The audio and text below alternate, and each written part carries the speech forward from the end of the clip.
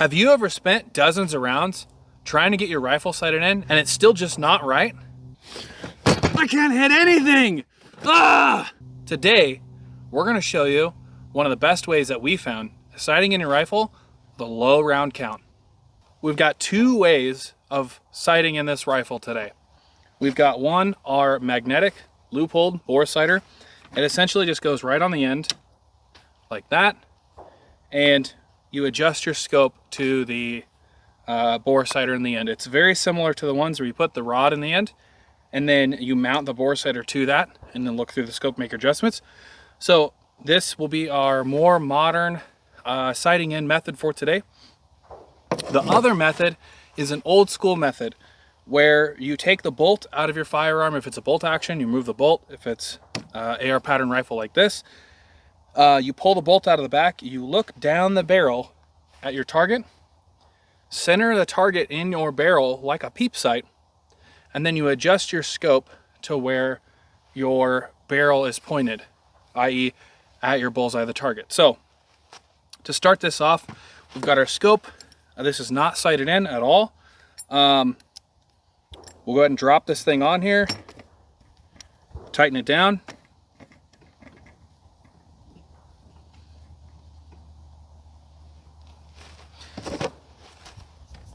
We'll put our bore sighter on the end and we'll get to it.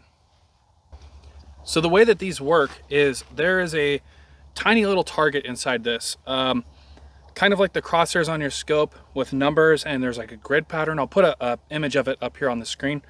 But you look through the scope at this by putting it on the end of your muzzle, roughly getting it the same height as your scope, and then adjusting your scope until the crosshairs line up with the target inside of the bore sighter. And then theoretically you should be close enough, roughly at 100 yards, to get on paper. So we have a target set up at 25 yards for this. We basically just want to make sure that we're going to be within the ballpark of things. So we'll put this on, we'll adjust our scope, and we'll take a couple shots here at 25 yards to see where we're at. Our target has two smaller dots for our 25-yard range and then two larger dots for our 100-yard range. The center of the larger dots is the same size as the small dots. It's just going to be easier to see while looking through this scope when it's out there at distance. So let's get to it. Okay, so we have our magnetic bore sighter on the end. I'm going to look through the scope, make our adjustments here, and then we'll take the bore sighter off, load it up, and take our first initial shots. So what I am seeing through this is it is roughly 2 squares low and to the right. So we'll do our windage. The issue with one of these, and a lot of bore sighters, is you're hoping that it gets you pretty close. Now if I move my cheek on the cheek well, the crosshair moves within the bore sighter. So you have to be pretty still when doing this. We'll move our elevation up 1 square.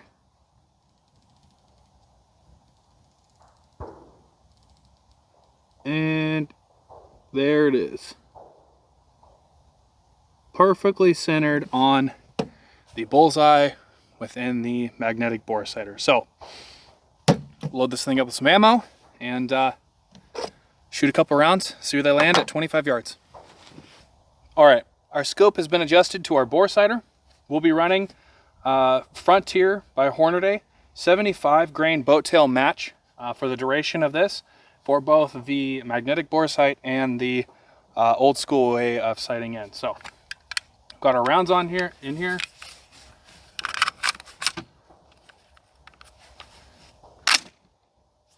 Good to go.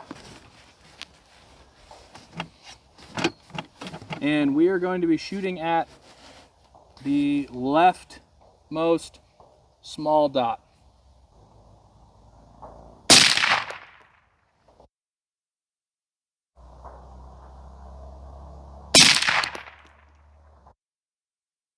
Okay.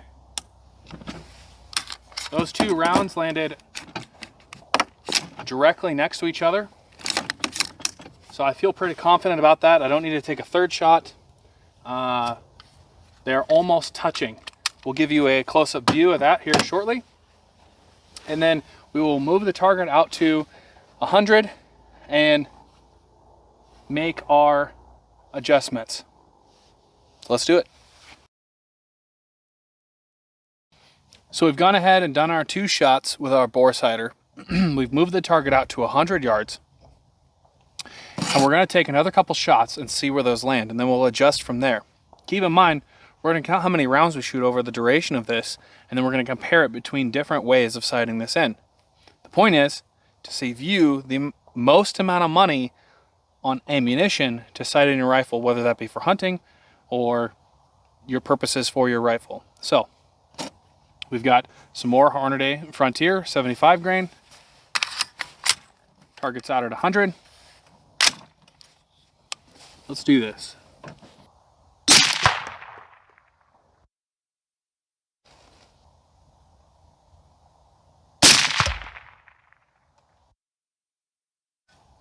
Okay, one more for good measure. All right.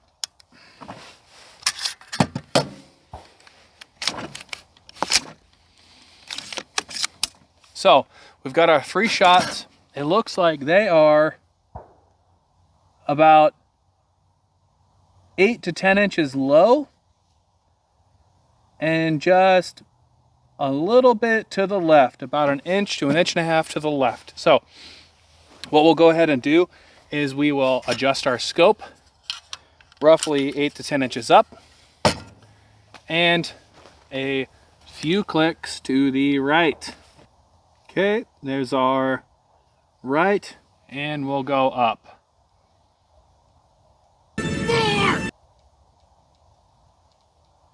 That's good. Okay, that's good. Yeah, that's all right. That's good. Okay, okay. All right. Okay, all right. Okay, that's good. All right. See where those land.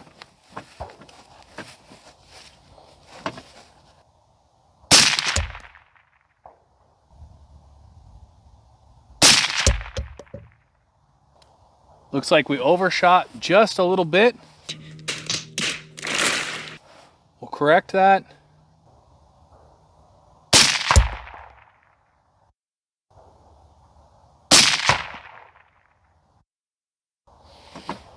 Okay, we need to come up a little bit.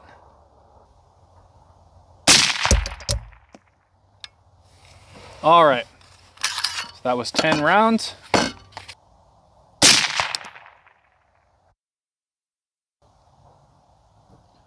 Looks like we came up a little bit on that one. One more.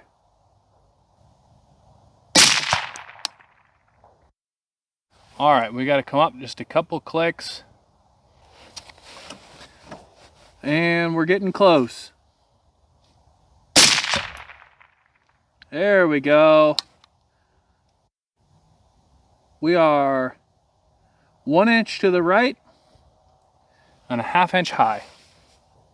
Getting a little mirage off the suppressor. This is a bull barrel, so the barrel shouldn't be heating up that fast. Barrel is still cool. The suppressor is a little bit hot. One more.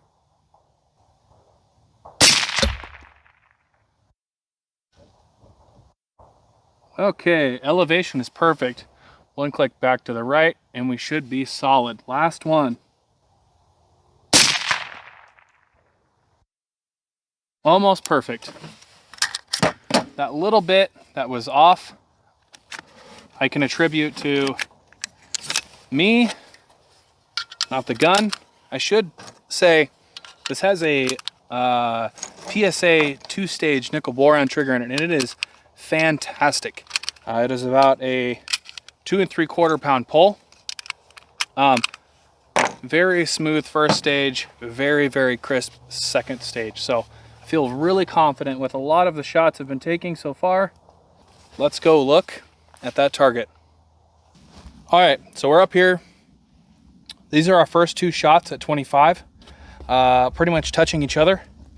And then we moved this out to 100, and these were our subsequent next 3 shots. So 3, 4, 5, and then we adjusted, and we landed up here. And this is my bad. I adjusted a little bit too far on that. I tried to account for about 8 inches, and I went just pretty much double that. I went about 16 inches. So we ended up here with our next 2 shots. And then we adjusted back down. We hit these 2 shots, adjusted up. We hit these 2 shots here, adjusted up once more. Hit this shot, adjusted up once more. Hit this shot. Then we came over, went past just a little bit, but our height was pretty close to good. And then we adjusted back over to the left. So in all honesty, it could probably come over 1 click to the left and 1 click up, and we'd be perfect. This was our last shot. So pretty close to bull. If I were to make this 100% zero, I would go back. I would fire 2 more rounds with 1 click left and 1 click up. And at that point, it would be good. So if we recap, that would be total of 17 shots plus the 2 more that I would take after I adjusted 1 click up, 1 click left. So 17 shots in total. That is nearly a full box to get from bore sight to on target at 100. So let's go back and we'll do the old school way. Okay, so what we've gone ahead and done is taken the bolt out, charging handle out. This thing is unloaded, taking our suppressor off.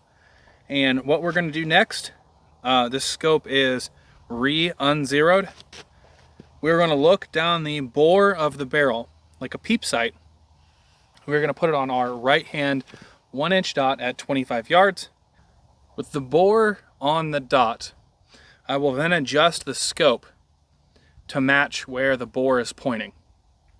Now, that will give you a rough 25-yard zero. So when you move back to 100, it's going to be off a little bit, but it should still be relatively close. Close enough to where you can dial it in.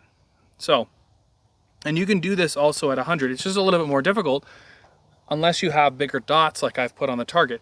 Bigger dots help a lot because you can pick it up in the bore as like a peep. So without further ado, let's get to it. We've got our gun propped up. Front is on the bag. I'm holding the rear so I can keep it aligned. And what I'll do is I'll look down back of the receiver down the barrel. I'll get this nice and aligned with that right hand dot.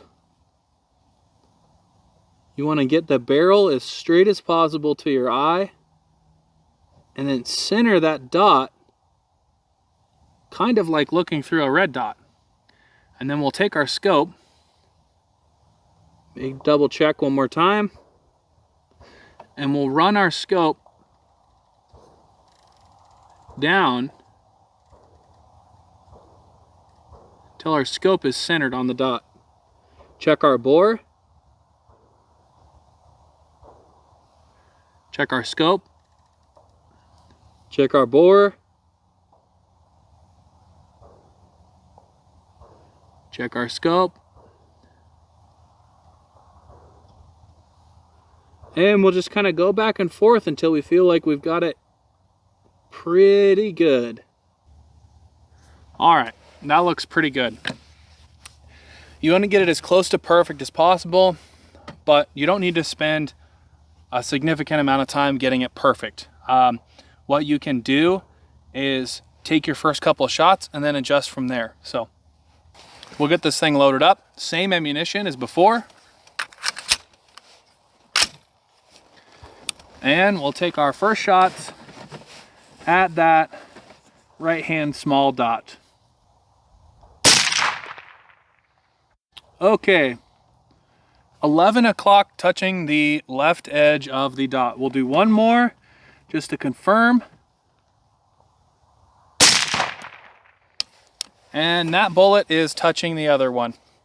Let's go take a look at that real quick and then we'll make our adjustments.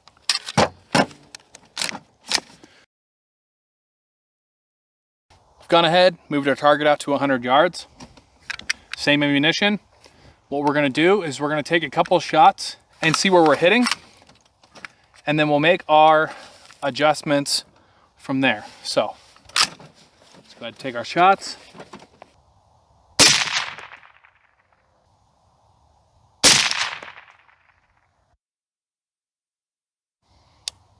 All right, looks like we are up on our large dot.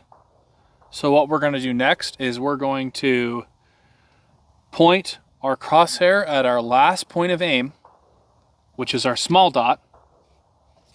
And then we're going to keep the gun as steady as possible. And this is really the crucial part. The better you do at this, the less ammo you end up burning through in the end. Keep the gun as steady as possible. Point it at your last point of aim, and then look through the scope and adjust your crosshairs as easily as possible until it hits where your bullet impacted last. So if we take the gun on some nice sandbags or a bipod and a sandbag, whatever is the most stable, put it on our small dot. Okay, now I'm gonna go up with my dial very carefully as to not to disturb the gun. And we'll go right just a click. Now it is perfectly centered on a large dot. So we will take 2 more shots and they should hit right next to our previous other 2 shots, but this time our crosshair is on the larger target. So let's go ahead and do that now.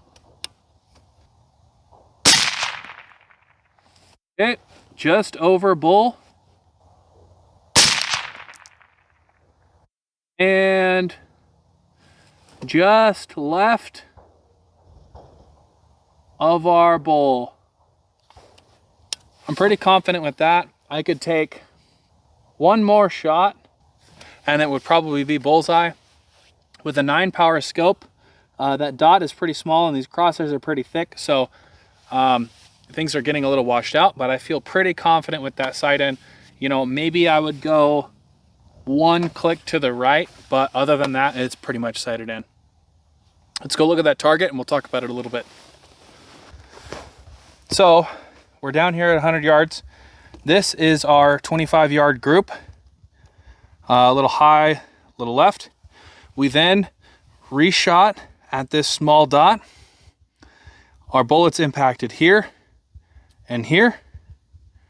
So then what we did was, like I said, put the crosshairs here and then adjusted them up until they landed on our bullseye. Our second 2 shots was here and right here. So I'm pretty confident with that I could go 1 click up, 1 click right, and it would be absolutely perfect, or just 1 click up and just say that this little bit to the left was user error on my part. So that is a total of 1, 2, 3, 4, 5, 6 rounds versus potentially 15 to 18 rounds on this side. So significantly less. If you've got expensive hunting ammo, this is the preferred method that I would recommend to people. All right, so obviously pretty big difference between the groups here. Pretty big difference between the amount of ammo shot between the 2 sides. This is a 25-yard and 100-yard zero, and it works really well. I've done this countless times. It doesn't matter if you're using an MOA scope or a Milrad scope.